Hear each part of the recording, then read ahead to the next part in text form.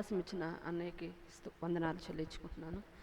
నేను సిద్ధపడిన మాట లూకాసు వార్త 23వ అధ్యాయం. ప్రభువారు సెలువులో పలికిన రెండవ మాట.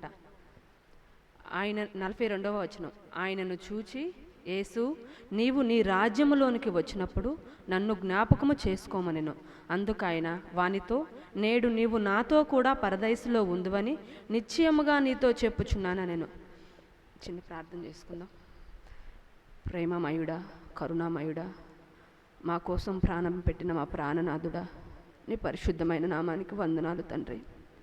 తండ్రి, ఇటు స్థితికైతే నేను యోగ్యురాలు కాదేమో తండ్రి. సంఘం ఎదుట నీ వాక్యమును బోధించుటకు, నీ సత్యవాక్యమును నేను చెప్పుటకు మీరు నన్ను నిలువబెట్టిన ఈ కృపను బట్టి మీకు వందనాలు చెల్లిస్తున్నాను. ఏ యోగ్యత నాలో లేదయ్యా, నాకు ధైర్యాన్ని ఇవ్వండి. నేను చెప్పబోయే సువార్త ద్వారా మీరు మాత్రమే మహిమ పొందండి. ఈ లోకం ఎప్పు నాలో ఎంత మాత్రము ఉండకూడదు. మీరు కృప చూపించమని, ఈ కొద్ది ప్రార్థనను ఆలకించమని, నాకు ధైర్యాన్ని దయచేయమని యేసయ్య పరిశుద్ధ నామంలో ప్రార్థించి అడిగి వేడుకుంటున్నాము తండ్రి. ఆమేన్. ప్రభువారు సెలువులో పలికిన రెండవ మాట. నేటి దినంలో చాలామంది ఈ మాటను పట్టుకొని, ఆ రోజు సిలువలో దొంగ పరదైసులో ప్రవేశించాడు, మనం ఈ లోకంలో నీతిమంతులంగా ఉంటున్నాము, ఎన్నో మంచి కార్యాలు చేస్తున్నాము, కానీ మనం ఎందుకు చేరము అనే భ్రమలో బ్రతుకుతున్నారేమో. కానీ నిజముగా అక్కడ జరిగిన విషయం ఏంటంటే, ప్రభువారు సిలువలో మనందరి పాపాలు ఆయన వీపు మీద వేసుకొని, ఆయన ఆ పాపాలు మోయకపోతే, ఆయన ఆ పాపపు గిన్నె తాగకపోతే మనం అందరము తండ్రితో సమాధానం పొందుకోలేమని, తండ్రితో సహవాసం కలిగి ఉండలేమని, ఆ రోజు ఆ సిలువలో ప్రభువారు ఆకాశానికి భూమికి మధ్యలో వేలాడదీయబడి, ఆయన ఒక పాపిని, బందిపోటు దొంగని క్షమించి ఆయన రాజ్యాన్ని ఇచ్చాడు. ఆయన రాజ్యాన్ని ఇచ్చి ఈ మాటను పట్టుకొని చాలామంది ఈ రోజుల్లో అనుకుంటున్నారు. కానీ అక్కడ జరిగిన విషయం ఏంటంటే, అది ప్రభువుకి చివరి క్షణము. ఆ చివరి క్షణములో మనందరి పాపాలు మోయకపోతే మనకి ఆ నిత్య పరదేశంలో స్థానం ఉండదు. కాబట్టి అక్కడ అవకాశం లేదు కాబట్టి, అయితే ప్రభువారికి సమస్తము తెలుసు కదా, ఆయన హృదయాంతరంగాలు ఎరిగిన గొప్ప దేవుడు కదా, ఆయనకి తెలియనిదంటూ ఏమీ లేదు కదా. నిజముగా ఆ దొంగలో ప్రభువారు పశ్చాత్తాపాన్ని చూశాడు. మనమందరము మత్తయి సువార్త 27వ అధ్యాయము 38వ వచనం చదువుకున్నట్టయితే, మరియు కుడివైపున ఒకడును ఎడమవైపున ఒకడును ఇద్దరు బందిపోటు దొంగలు ఆయనతో కూడా సిలువ వేయబడిరి. ఆ మార్గమున వెళ్ళుచుండిన వారు తలలూలుచు, దేవాలయమును పడగొట్టి, 3 దినములలో కట్టువాడా, నిన్ను నీవే రక్షించుకొనుము, నీవు దేవుని కుమారుడవైతే సిలువ మీద నుండి దిగమని చెప్పుచు ఆయనను దూషించిరి.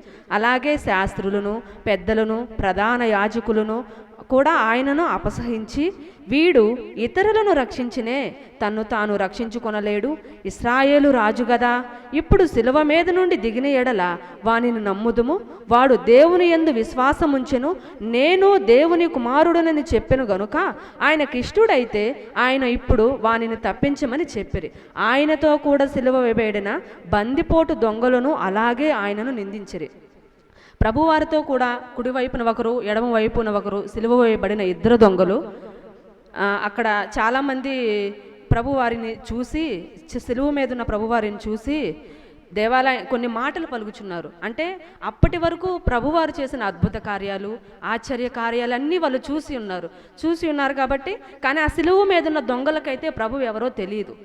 చెరసాలలో ఉన్నారు అప్పటి వరకు. చెరసాలలో ఉండి ఆ దినాన ప్రభువారితో కూడా సిలువ వేయబడుటకు అక్కడికి తీసుకొని రాబడ్డారు. కానీ అప్పటి వరకు ప్రభు ఎవరో వాళ్ళకి తెలియదు. కానీ అక్కడున్న కొంతమంది ప్రజలు, శాస్త్రులు, పరిసయ్యులు, పెద్దలు, ప్రధాన యాజకులు, వీళ్ళందరూ సిలువ మీద ఉన్న ప్రభువుని చూసి, నీవు దేవుని కుమారుడు కదా, నీవు క్రీస్తువు కదా, నీవు రాజువు కదా, నీవు ఇతరులను రక్షిస్తావు కదా, నిన్ను నీవు రక్షించుకోవా అని ప్రభువుని అపహాసం చేస్తున్నారు. ఒకవేళ ఈ మాటలు ఆ కుడివైపునున్న దొంగకి మారు మనసును కలుగు చేసాయేమో, మనం ఎందుకు అనుకోకూడదు? అప్పటి వరకు ప్రభు వారెవరో కుడివైపునున్న దొంగకి, ఎడమ వైపునున్న దొంగకి తెలియదు. ఆ క్షణమున వారు మాట్లాడిన మాటలు ఆ సిలువ మీద ఉన్న దొంగ మనసు మార్చాయేమో. మార్చి మనం చదవబడిన లేఖ భాగంలో లూకాసు వార్తలో వేలాడదీయబడిన ఆ నేరస్తులలో ఒకడు ఆయనను దూషించి, నీవు క్రీస్తువు కదా, నిన్ను నీవు రక్షించుకొనుము, మమ్మును కూడా రక్షించమని చెప్పెను. ఎడం వైపు ఉన్న దొంగ అయితే, నీవు క్రీస్తువు కదా, ఆ ప్రధాన యాజకులు ఆ పెద్దలు మాట్లాడినట్టు, నీవు క్రీస్తువు కదా, నిన్ను నీవు రక్షించుకో, మమ్మల్ని కూడా రక్షించని చెప్తున్నాడు. అయితే రెండవ వాడు కుడివైపు ఉన్న దొంగ వానిని గద్దించి, నీవు అదే శిక్షలో ఉన్నావు గనుక దేవునికి భయపడవా? మనకైతే ఇది తగినదే. మనం చేసిన నేరాలు, మనం చేసిన పాపాలు, బందిపోటు దొంగ అంటే కొంచెం కూడా కనికరం అనేదే లేకుండా మనుషుల్ని చంపి వారిని దోచుకునేవారుగా ఉంటారు. అయితే అటువంటి స్థితిలో నుంచి మనం చెరసాలలోకి వచ్చాము, చెరసాలలో ఉండి ఇక్కడికి వచ్చాము. మనకి ఇది చివరి క్షణము. ఈ చివరి క్షణంలోనైనా దేవుని నువ్వు గుర్తెరగవా? దేవుడు చేసిన కార్యాలు నీవు గుర్తెరగవా? ఇప్పటి వరకు ఈయనెవరో మనకు తెలియదు. ఇక్కడ అనేకులు మాట్లాడుతున్నప్పుడు మనం విన్నాం కదా, మనం చూసాం కదా, కానీ మనం అదే స్థితిలో మనం ఉండాలా? మనం ఎందుకు అదే స్థితిలో ఉండాలి అని వాళ్ళని గద్దించి, మనకైతే ఇది న్యాయమే, మనకైతే మనం చేసిన దాన్ని బట్టి మనం ప్రతిఫలం పొందాలి ఇది, కానీ ఆయనలో ఏ పాపము లేదు, ఆయనలో ఏ పాపము లేదని ఆ దొంగకి ఒకవేళ ప్రభువారిని అన్ని మాటలు వాళ్ళు మాట్లాడుతున్నా కానీ కనీసం ఒక్కరిని కూడా మాట్లాడి వాళ్ళని తిట్టలేదు, దూషించలేదు, కనీసం కోపపడలేదు. ఎందుకంటే ఆ సిలువలో ఉన్న దొంగ ప్రభు యొక్క ప్రేమని ఆ సిలువలో రుచి చూచాడేమో. రుచి చూచి ఈయన దేవకుమారుడు, పరలోకం నుంచి వచ్చాడు, ఆయన రాజు, ఆయన రాజ్యము స్థిరము, ఆయన రాజ్యములో ప్రతి ఒక్కరికి స్థానం ఉంటుంది అని చెప్పి నమ్మి ఒకవేళ ప్రభువుని, అయ్యా నేనైతే పాపిని, నీవు మళ్ళీ రాజ్యంతో నువ్వు వస్తావు కదయ్యా, నీ రాజ్యంతో నువ్వు నన్ను వచ్చినప్పుడు నన్ను జ్ఞాపకం చేసుకోయా అంటే వెంటనే ప్రభువారు అందుకు ఆయన వానితో, నేడు నీవు నాతో కూడా పరదైసులో ఉందువని నిశ్చయముగా నీతో చెప్పుచున్నాను నేను. వెంటనే ఇంకా ఆలస్యం చేయకుండా ప్రభువారు, నేటి దినమున నీవు నాతో కూడా చనిపోయిన తర్వాత పరదైసులో ఉంటావని చెప్పాడు. ఒకసారి హెజ్కేలు 18వ అధ్యాయం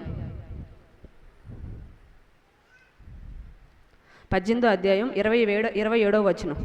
మరియు దుష్టుడు తాను చేయుచూ వచ్చిన దుష్టత్వము నుండి మరలి నీతి న్యాయములను జరిగించిన ఎడల తన ప్రాణమును రక్షించుకొనెను. అతడు ఆలోచించుకొని తాను చేయవచ్చినది అతిక్రమములన్నిటినీ చేయక మానెను గనుక అతడు మరణము నొందక అవశ్యముగా బ్రతుకును. దుష్టుడు తాను చేయవచ్చిన దుష్టత్వాన్ని అంతటినీ విడిచిపెట్టి నీతి న్యాయాలు అంటే ఆ పాపపు హృదయాన్ని తీసివేసుకొని నీతి న్యాయాలు జరిగించిన ఎడల ప్రాణాన్ని రక్షించుకుంటాడు. అప్పటి వరకు చేసిన ఆ పాపాలన్నీ విడిచిపెట్టి అతడు తాను చేయవచ్చిన అతిక్రమములన్నిటినీ చేయక అంటే ఆ క్షణమును విడిచిపెడితే అతడు మరణముందుక అవశ్యముగా బ్రతుకును. అదే అధ్యాయం 31వ వచనంలో, మీరు జరిగించిన అక్రమం క్రియలన్నిటినీ విడిచి నూతన హృదయమును నూతన బుద్ధి తెచ్చుకొనుడి.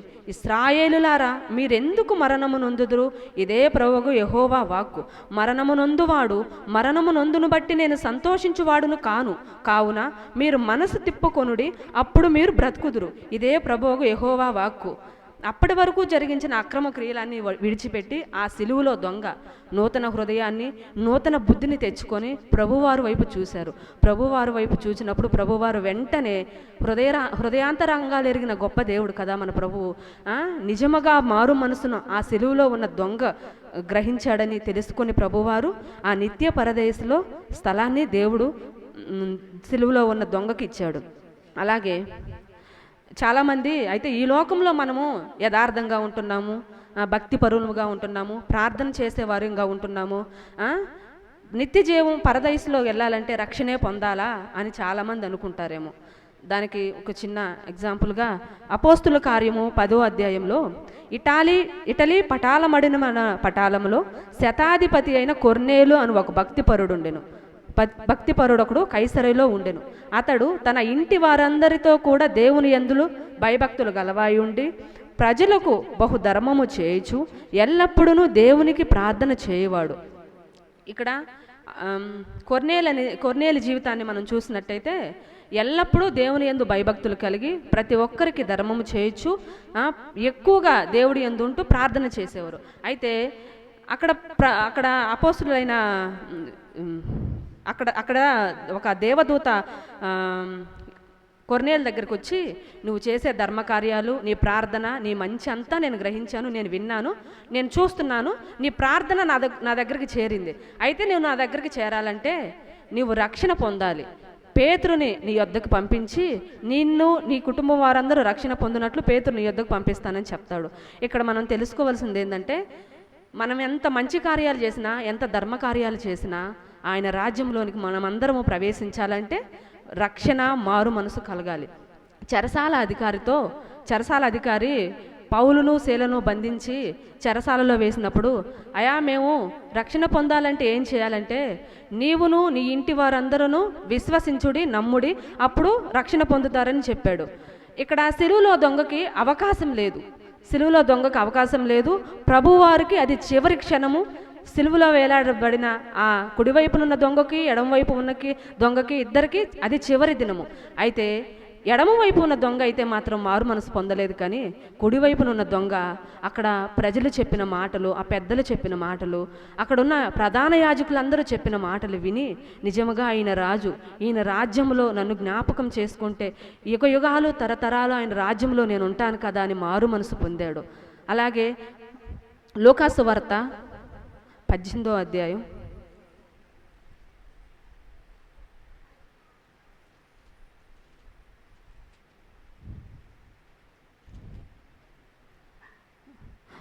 లూకాసు వార్త 19వ అధ్యాయం 10వ వచనం, నశించిన దానిని వెదకి రక్షించుటకు మనుష్య కుమారుడు వచ్చునని అతనితో చెప్పెను. అక్కడ 19వ అధ్యాయంలో మనం చూసినట్టయితే పొట్టి జక్కయ్య గురించి చెప్తాడు దేవుడు.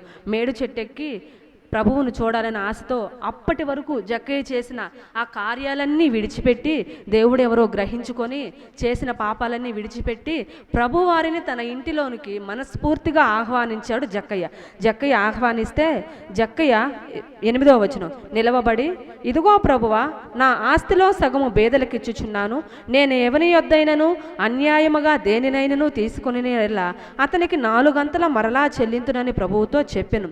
అందుకు యేసు, ఇతడను అబ్రహాము కుమారుడే, ఎందుకనగా నేడు ఈ ఇంటికి రక్షణ వచ్చి ఉన్నదని చెప్పాడు. ఎప్పుడైతే జక్కయ్య పాపాలు ఒప్పుకొని అన్యాయంగా ఎవరి దగ్గర అయితే తీసుకున్నాడో వాళ్ళందరికీ 4 గంతలు చెల్లించి మారు మనసు పొందాడో ఆ ఇంటికి రక్షణ కలుగజేశాడు యేసుక్రీస్తు ప్రభువారు. ఈ దినాలలో మనము మన మంచి కార్యాలు, మన నీతి కార్యాలు, మన ధర్మము, ఇవేవి కూడా దేవుని రాజ్యానికి మనల్ని ఎంత మాత్రమో చేర్చవు.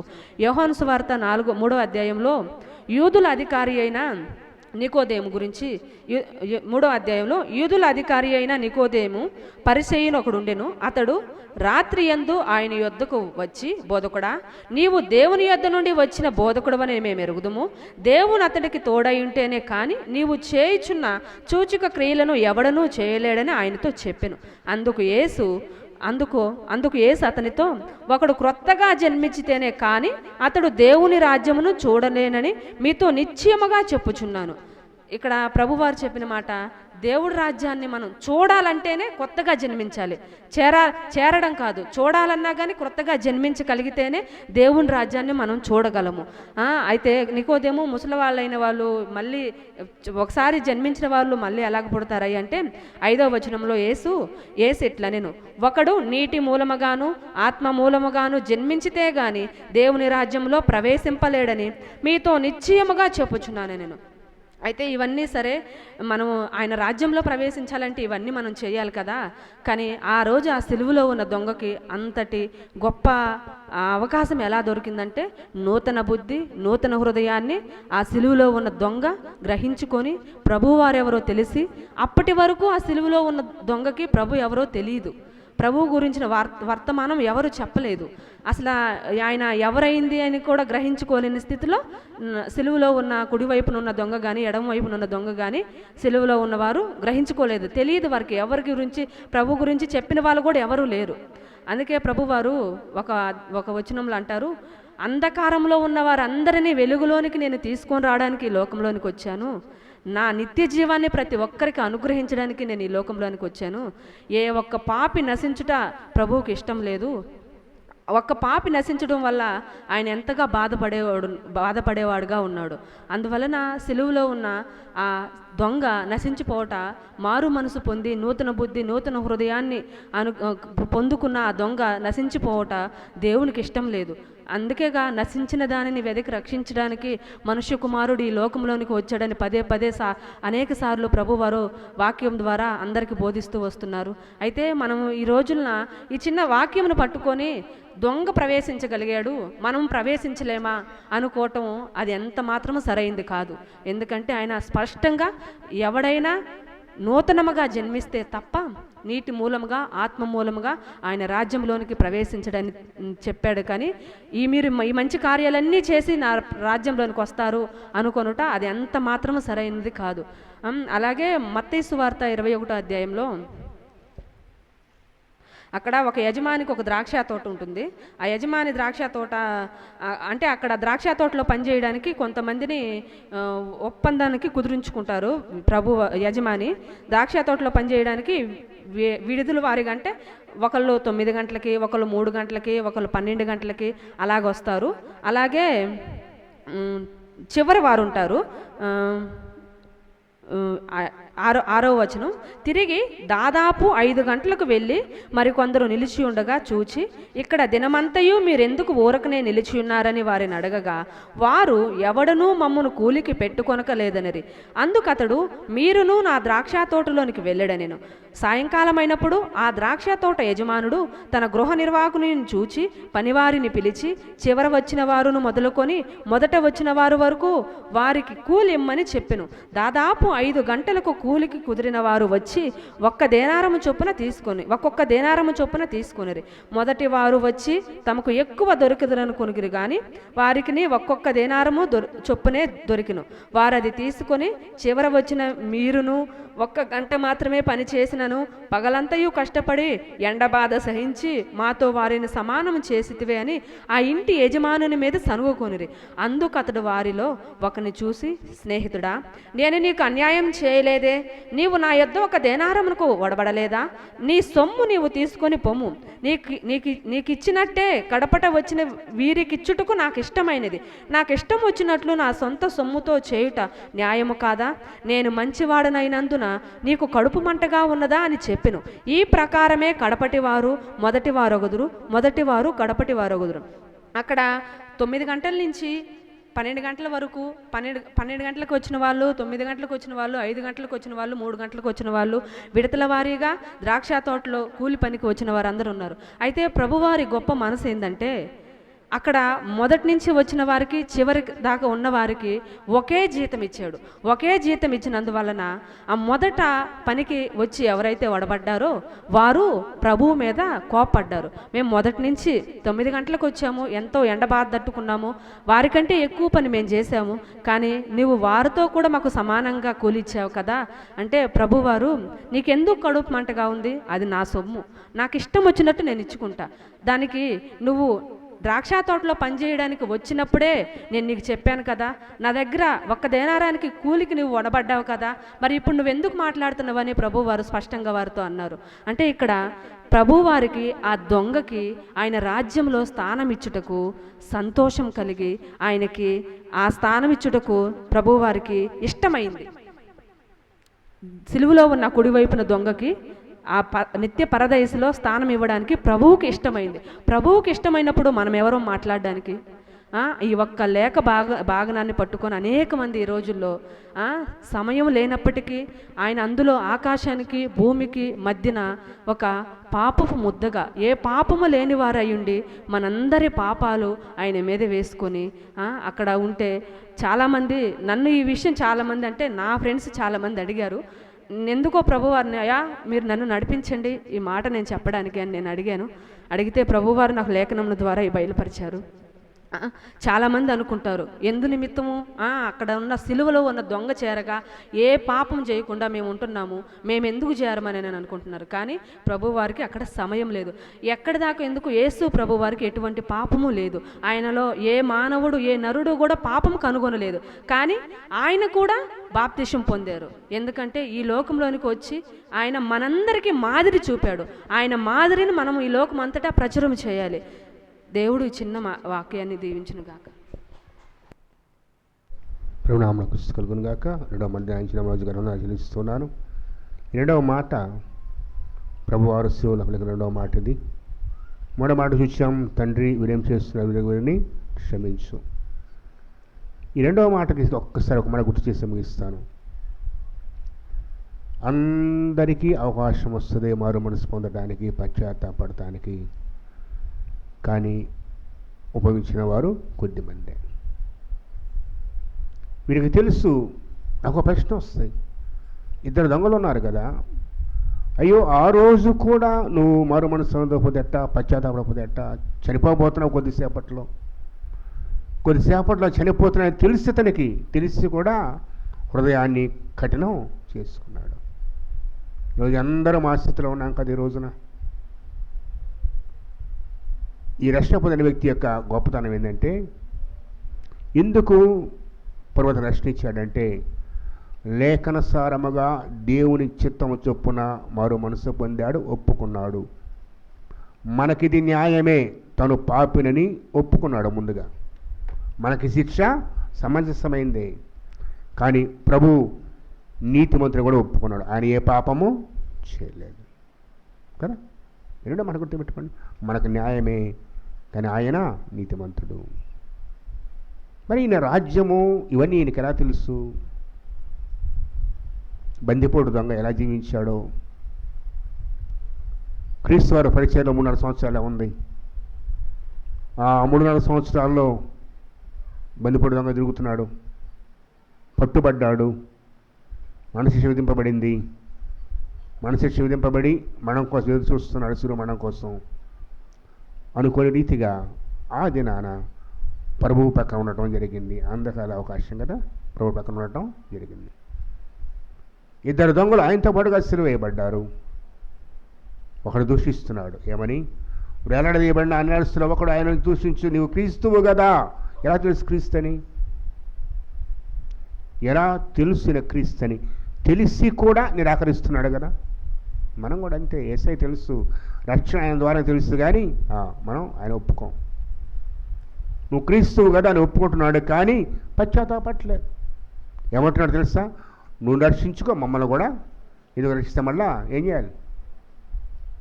మరి యథావిధిగా పాత జీవితం, దొంగతనం, డబ్బు సంపాదన, అక్రమం, మోసం, అంతే కదా.